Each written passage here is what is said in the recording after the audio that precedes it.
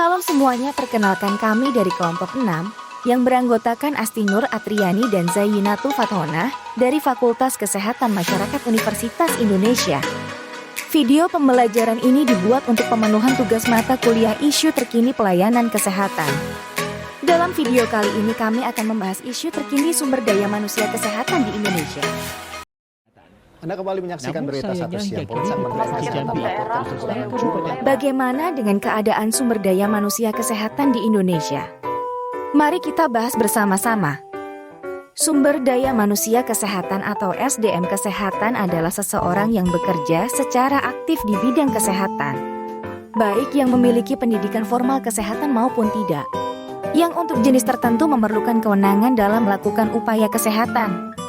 Menurut Sistem Informasi SDM Kesehatan per 31 Desember 2021, SDM Kesehatan yang tersebar di seluruh fasilitas pelayanan kesehatan di Indonesia berjumlah 1.971.735 orang yang terdiri dari 623.967 laki-laki dan 1.347.733 perempuan.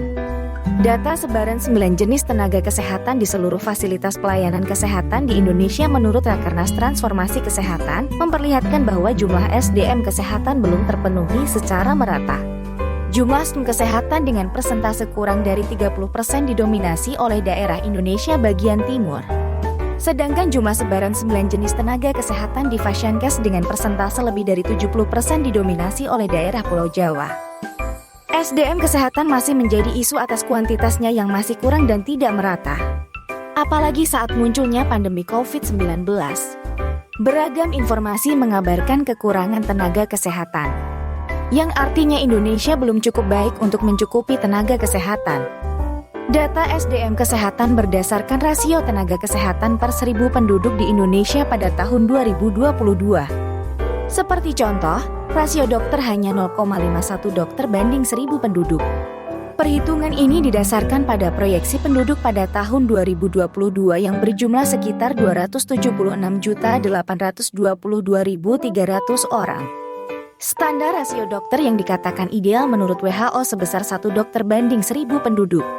Standar rata-rata Asia sebesar 1,2 dokter banding 1.000 penduduk. Dan standar menurut OEDC sebesar 3,2 dokter banding 1.000 penduduk. Selain rasio dokter, hal yang sama juga terjadi pada rasio perawat sebesar 2,29 banding 1.000. Dan rasio apoteker sebesar 0,29 banding 1.000 penduduk yang dinilai jumlahnya masih kurang. Lalu, apa yang menjadi isu terkini SDM kesehatan di Indonesia? Ada 3 isu terkini pada SDM kesehatan, yaitu kekurangan kuantitas dan kualitas SDM kesehatan secara nasional, distribusi SDM kesehatan yang tidak merata, dan kompetensi SDM kesehatan yang perlu ditingkatkan. Mencermati kondisi umum dan permasalahan yang telah dijelaskan, serta pemenuhan kewajiban sebagai konsekuensi regulasi yang ada. Program pengembangan dan pemberdayaan SDM kesehatan ke depannya akan menghadapi beberapa tantangan, seperti pemenuhan tenaga kesehatan masyarakat, peningkatan mutu kesehatan, penerapan standarisasi pelatihan, penerapan standarisasi mutu, penguatan regulasi, penerapan ESTA, peningkatan pengawasan tenaga kesehatan WNA. Apa saja sasaran strategis SDM kesehatan hingga tahun 2024? Ada 3 sasaran strategis SDM kesehatan. Yang pertama, meningkatnya pemenuhan dan pemerataan SDM kesehatan yang berkualitas.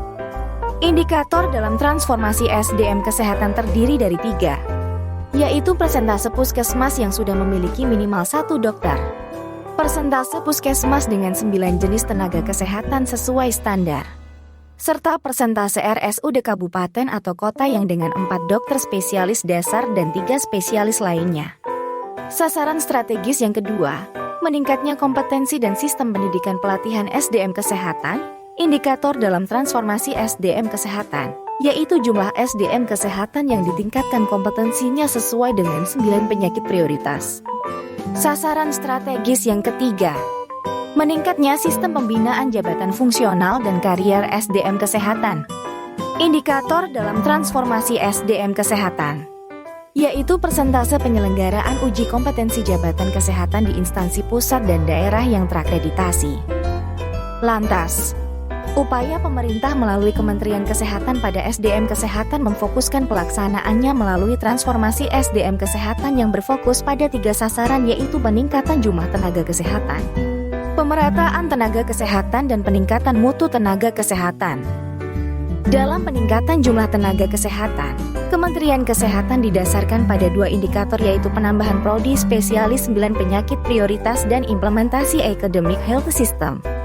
Academic Health System merupakan model kerjasama terintegrasi antara perguruan tinggi, yaitu fakultas kedokteran, rumah sakit pendidikan, wahana pendidikan, dan atau pemerintah daerah dalam menyelenggarakan program pendidikan, penelitian, pelayanan kesehatan, dan pengabdian kepada masyarakat secara terpadu. Diharapkan Academic Health System dapat memenuhi kapasitas spesialis pada pelayanan rujukan yang berfokus 9 penyakit katastropik. Dokter juga dapat memenuhi kebutuhan pelayanan dalam upaya pemenuhan universal health coverage. Dalam pemerataan tenaga kesehatan, Kemenkes melakukan 4 tindakan, yaitu kemudahan regulasi diaspora kesehatan WNI lulusan luar negeri, pendayagunaan tenaga kesehatan WNA, penempatan tenaga kesehatan menerima 10.000 lebih beasiswa hingga tahun 2023, serta rekrutmen CASN yaitu PNS atau P3K.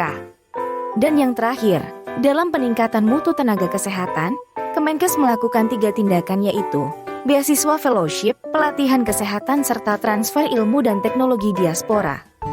Kondisi SDM kesehatan di Indonesia masih terdapat disparitas yang cukup besar antar provinsi. Tantangan SDM kesehatan terletak pada pemenuhan tenaga kesehatan khususnya untuk puskesmas. Strategi dan kebijakan untuk mengatasi masalah SDM kesehatan yaitu dengan pemenuhan, pemerataan, dan peningkatan mutu SDM kesehatan. Berikut adalah referensi yang kami gunakan. Terima kasih telah menonton. Jangan lupa like dan subscribe